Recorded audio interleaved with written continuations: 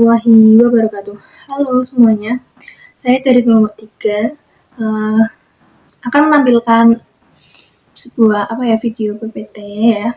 Di sini nanti simak ya, yang berjudul Wilayah Keagamaan dan Wilayah Kajian. Sebelum ke penjelasan, perkenalkan diri terlebih dahulu ya teman-teman. Perkenalkan, nama saya Nabila Elvira Asyarah dari NIM 204250006. Video ini saya akan membuat tugas UAS ya dari Ibu Dian Rifriati MSI selaku dosen pengampu metodologi studi Islam. Oke, simak videonya sampai akhir ya teman-teman.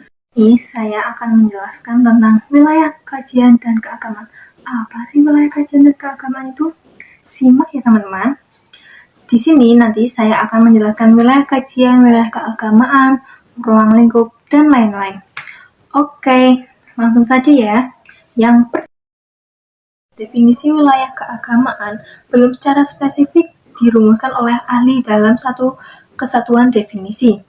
Namun, dapat dipahami sebagai area geografis atau ruang sosial yang memiliki batas-batas dan aturan yang ditentukan oleh prinsip-prinsip dan praktik-praktik keagamaan, serta menjadi tempat bagi komunitas moral yang meningkat anggotanya melalui keyakinan dan upacara keagamaan.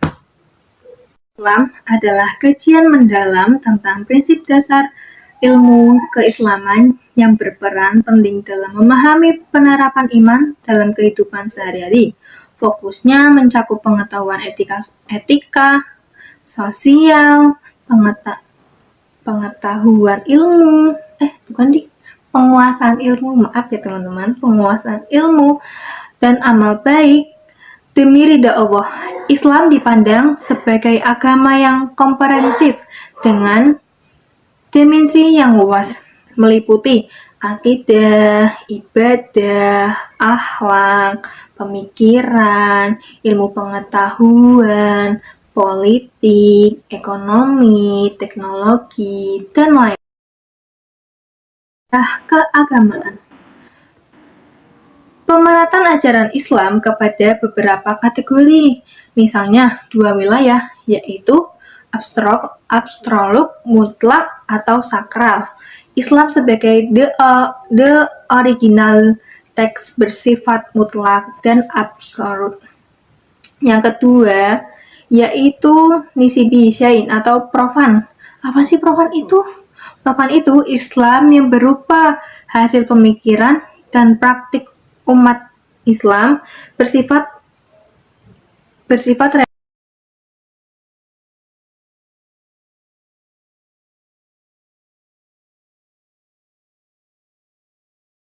yaitu wilayah kajian.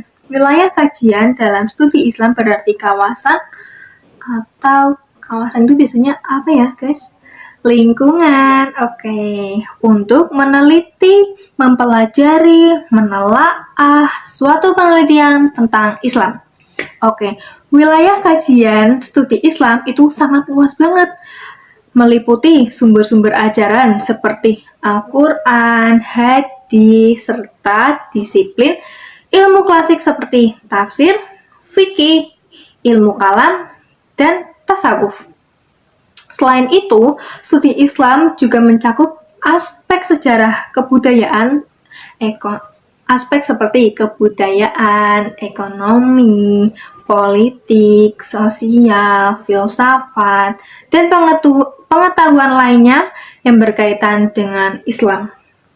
Lingkup nih teman-teman, ruang lingkupnya sebagai doktrin dari Tuhan yang sebenarnya bagi para pemeluk sudah final dalam arti absolut dan diterima apa adanya.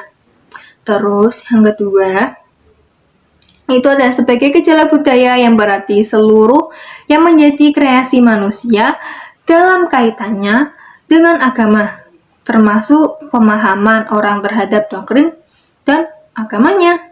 Terus yang ketiga, itu sebagai interaksi sosial. Studi Islam itu di sini studi Islam ada 3 ya teman-teman.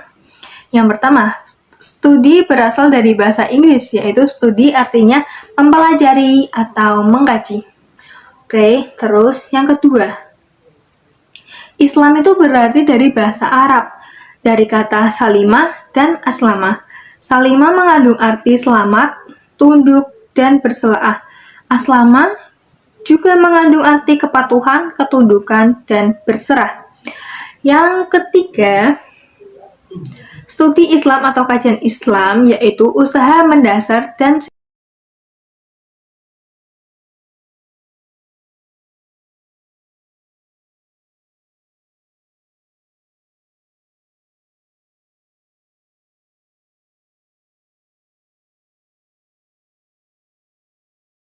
Islam diarahkan pada 8 bidang sesuai dengan pengakuan dari Lembaga Ilmu Pengetahuan atau LIPI ya teman-teman pada tahun 1982, yakni meliputi ada 8 nih teman-teman. Oke, yang pertama sumber ajaran yakni Al-Quran dan Hadis. Itu jelas ya, pasti ada Al-Quran dan Hadis. Terus yang kedua, pemikiran dasar Islam yang meliputi kalam, filsafat, dan tasawuf. Oke, terus yang ketiga ada fikih dan prantana sosial. Yang keempat ada sejarah kebudayaan Islam. Yang kelima, dakwah. Yang keenam, pendidikan Islam. Yang ketujuh, bahasa dan sastra Arab. Yang kedelapan, pembaharuan pemikiran dalam Islam. Saya kurang lebihnya mohon maaf. Wassalamualaikum warahmatullahi wabarakatuh.